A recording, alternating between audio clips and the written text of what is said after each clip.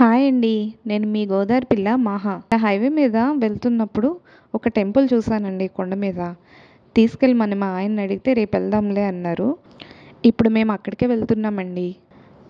కేశవపేట చెన్నకేశవ స్వామి గుడి దగ్గర నుంచి నేను వీడియో తీయడం స్టార్ట్ చేశాను.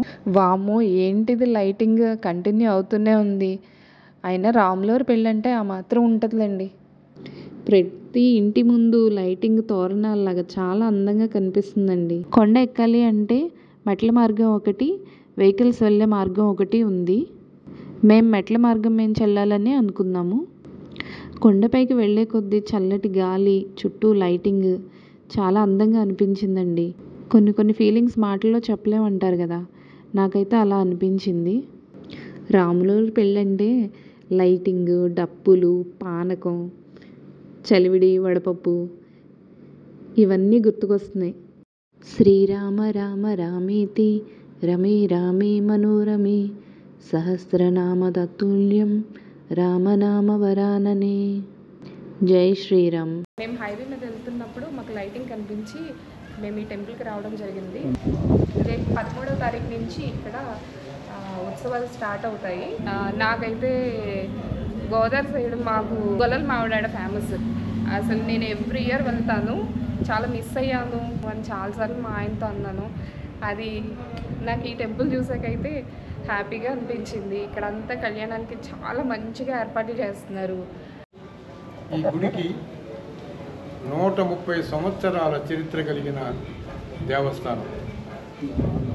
అప్పుడు పూర్వీకులు ఈ కొండ మీద ఒక మహర్షి కూడా తిరియాడి పూజ చేసుకున్న దాఖలాలు ఇక్కడ ఉన్నాయి. ఈ సీతారామచంద్ర స్వామి దేవస్థానం అంటే మన జిల్లాలోనే ప్రసిద్ధి.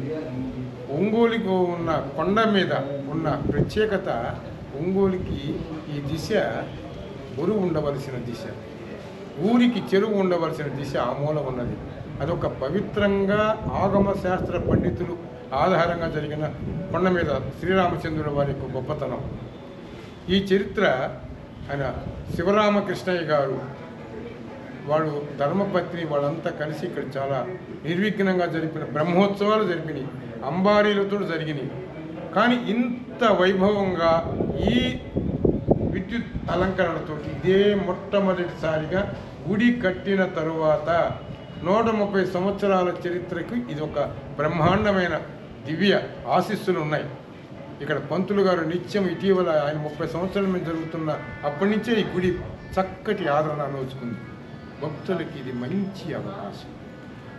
ఇది శ్రీరామచంద్ర కమిటీ ఒక ఏర్పడి ఒక 4 సంవత్సరాల నుంచి ఒక శ్రీరామ కళ్యాణం కానీ జరుగుతున్నాయి. అంకుల్ మాకు ఇక్కడ గుడి చరిత్ర గురించి, గుడి కార్యక్రమాల గురించి బాగా వివరించారు. ఈయన ఇక్కడ one of the member. Uncle మంచిగా కీర్తనలు పాడతారు. ఒకసారి ఆయన కీర్తన మనం విందాం. ఈ అమ్మాయి భక్తి భావనతో నన్ను అడిగింది కాబట్టి ఆ కీర్తనలు శ్రీరామచంద్రుడి కోసం ఆలపించాడు. ఎందరూ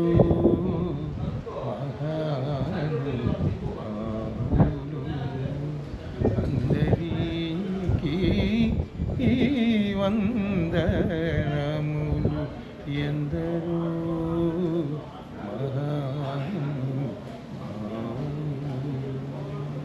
లేకుండా స్వామివారి కీర్తనలు ఆలాపించడంలో ఇక్కడ ఉన్న వాళ్ళందరూ మహానుభావులేనా చెప్పాడు అంటే వారు భక్తి రసభావనకు తోడేని ఉండాలన్నమాట. ఎన్నో కీర్తనలు ఉన్నాయి. మత్సుకి ఆమె అడిగింది కాబట్టి ఆ రామ మందిరంలో నేను పాడిన పాట శ్రీరామచంద్రుడి గురించి. ఓకే, కొండపైన టెంపుల్ అంటే అసలు వ్యూ ఎక్సలెంట్ ఉంది. చుట్టూ సిటీ అంతా కనిపిస్తుంది. ఒంగోలులో ఉన్న వాళ్ళు ఎవరైనా సరే కొంచెం పీస్ఫుల్గా మీకు స్పెండ్ చేయాలి, లైక్ డివోషనల్గా కూడా పీస్ఫుల్గా ఉండాలి అని అనిపించిన వాళ్ళకి ఇది బెస్ట్ ప్లేస్ అని నేను చెప్తాను. ఎందుకంటే అసలు ఎంత బాగుందంటే అసలు నేను అది మాటల్లో చెప్పలేకపోతున్నాను. అసలు చాలా బాగుంది. ఈ లైటింగ్ ఇదంతా, నైట్ టైం లైట్స్ చూడడం అనేది నాకైతే చాలా ఇష్టమైన విషయం. ఎప్పుడైనా నైట్ రైడ్ వెళ్ళాలి, లైట్స్ చూడాలి, క్లైమేట్ బాగుండాలి, పీస్ఫుల్గా ఉండాలి, మనం వెళ్ళే ప్లేస్ క్రౌడ్ తక్కువ ఉండాలి అని నేను అనుకుంటాను. నాకులాగా అభిరుచులు ఉన్న వాళ్ళు ఎవరైనా సరే ఈ ప్లేస్ నచ్చుతుంది. ఒకసారి వచ్చి చూడండి. ఇక్కడ బెంచెస్ ఉన్నాయి, కాసేపు కూర్చొని స్పెండ్ చేయొచ్చు. చల్లటి గాలి, మంచి వాతావరణం, అసలు చాలా అంటే చాలా బాగుందండి. ఈవినింగ్ టైం కాసేపు వచ్చి స్పెండ్ చేస్తే నాకు తెలిసి ప్రపంచాన్ని అయితే మర్చిపోతారండి.